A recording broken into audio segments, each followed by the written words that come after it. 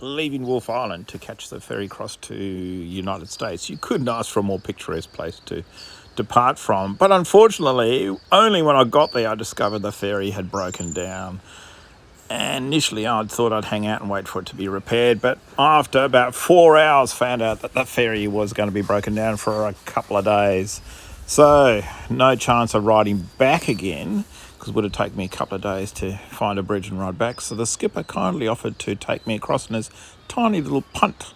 So we loaded the bike up and headed across. That's America across there, leaving Canada behind. And one thing I didn't film was getting buzzed by a Black Hawk military helicopter halfway across.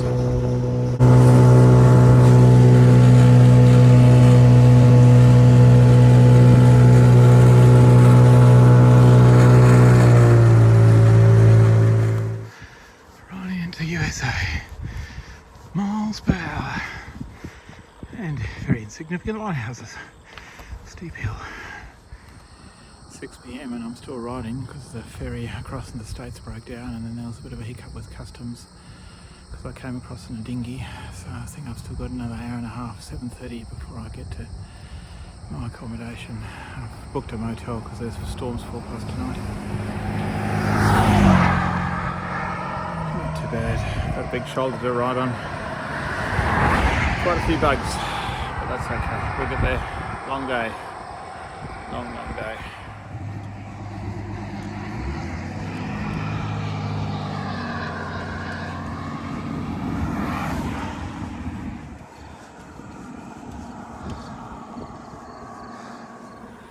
These rolling hills are killing my legs. 70 k's in 7:30. I started at 4:15. So yeah, it's been a long day. Not bad. Coming into the Sunset Motel at sunset.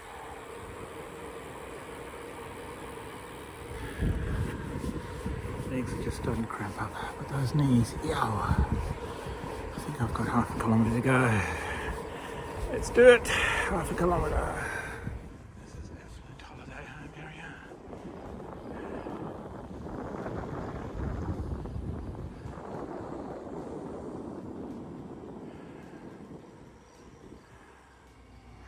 Sunset Motel. Long day. And that's the view from my veranda.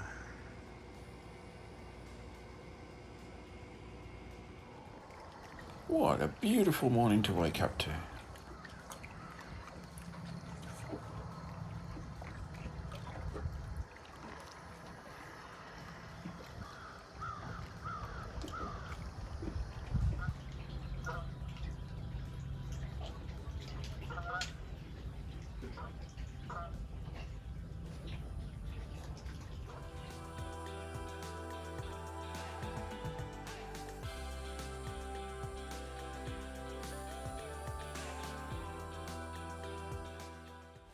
Fueling up at another American diner. Gee, these places are really quite interesting and quite eclectic. Each one is completely different to the previous.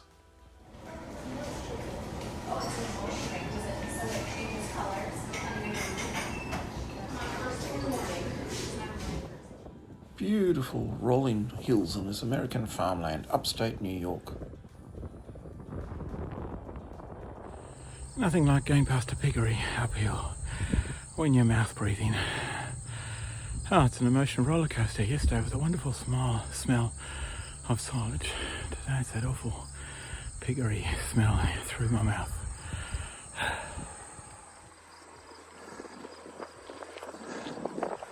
Oh, that's a headwind. Bloody hell.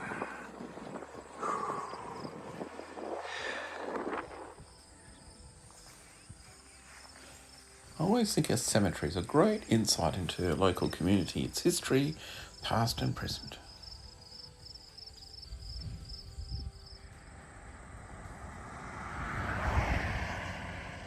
I never tire of these red barns, such a classic American rural scene.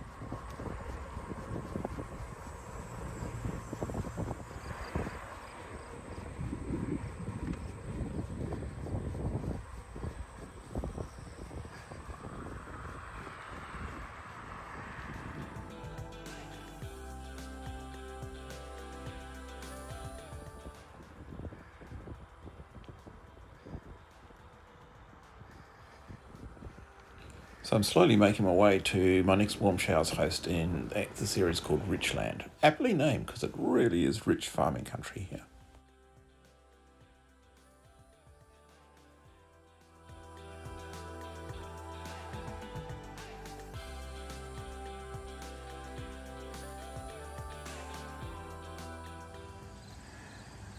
How's this for a little cute place to stay? This is my accommodation in Richland. Loved it. Great hosts. Great time.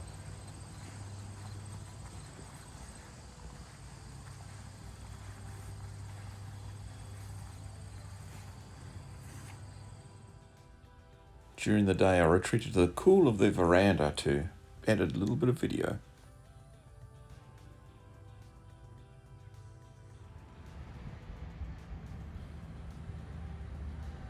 So getting into the end of August, we're getting some absolutely beautiful long balmy evenings. So we headed into town for a great dinner at one of the local pubs. This whole area is really well known for its salmon fishing, and the fishing had just started to wind up. So in a couple of weeks' time, apparently this river would be packed with salmon fishermen.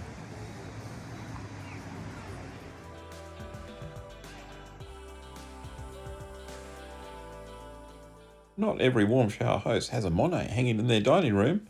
Warm showers really made a difference. Such fun staying with everyone. Leaving my warm showers host, fantastic. John and Anna in Richland. Much appreciate your hospitality and your serenity. My last day on the bike. So all my time travelling through New York State and Canada, I found the drivers so courteous. Really nice to see how courteous people can be towards one another.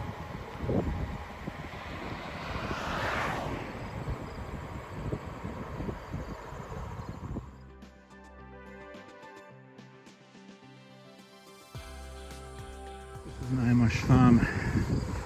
You see the plough there. All ploughed by hand. Or horse. No one working today because it's Sunday. Highway 81, the main road into and out of Syracuse, heading north or south. And we're not going to go there. We are going to go on my route into Syracuse. My last day on the bike.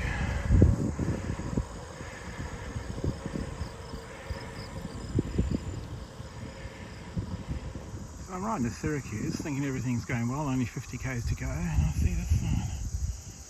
Welcome to Mexico. My God, I've gone too far. Oh, doesn't look like Mexico.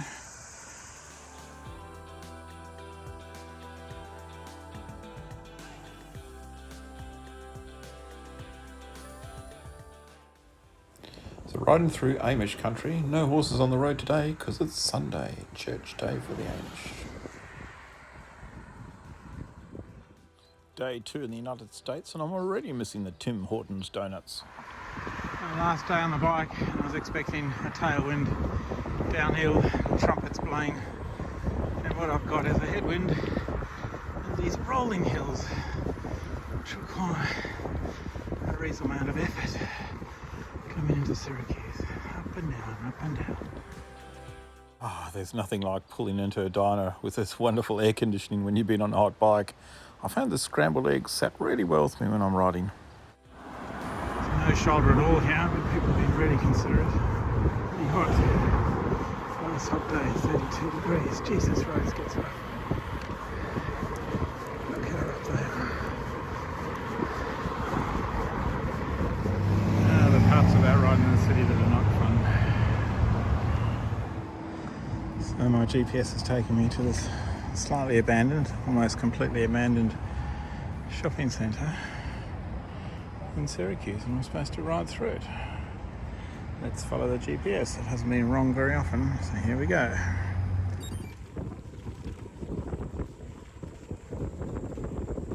Yep, the GPS was correct. It got me onto a cycle path, but gee, these cycle paths are run down and rough.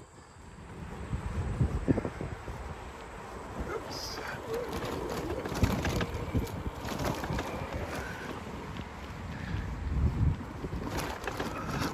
This bloody cycle path.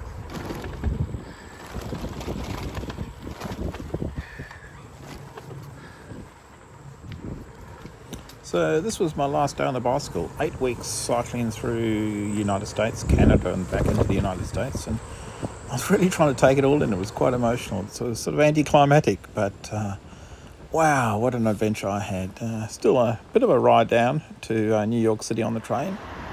Everybody looks on something here.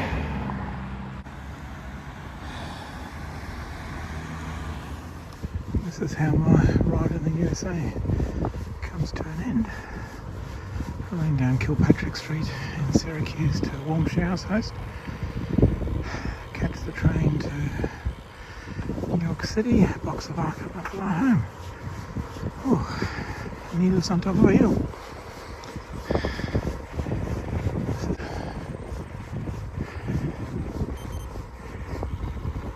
This is it, my warm showers for the last night. Syracuse, New York. And he lives on top of a bloody hill.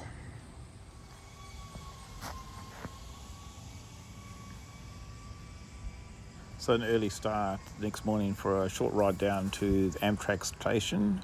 AMTRAC staff were fantastic, and when it comes to travelling with a bike on AMTRAC, it's the way to go.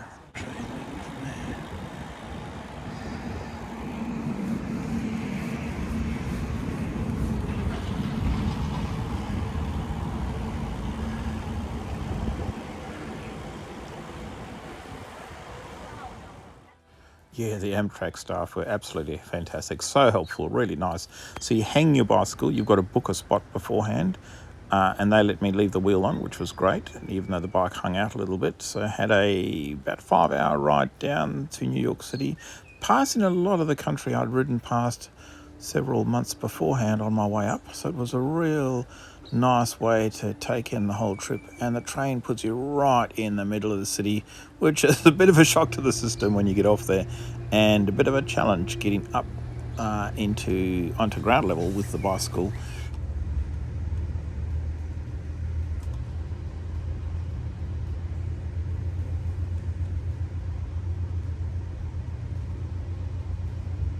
So the train from Syracuse down into New York City travels through the area of America they call the Rust Belt, which was a massive industrial area, and all these industries have closed down or moved on and just left these deserted, run-down towns. Very sad. The poverty is quite extreme.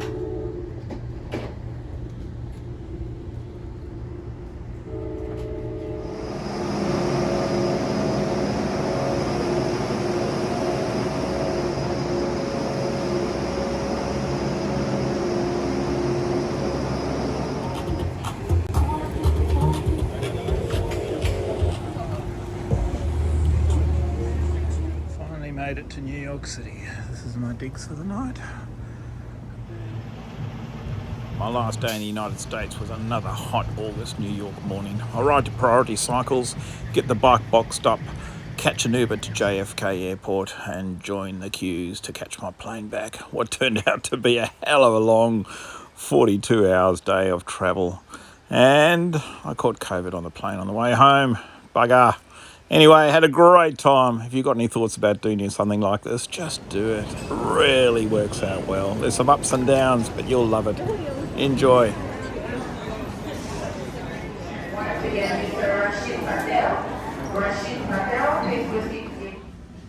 Even if you are a frequent flyer, it's a good idea to read the safety card.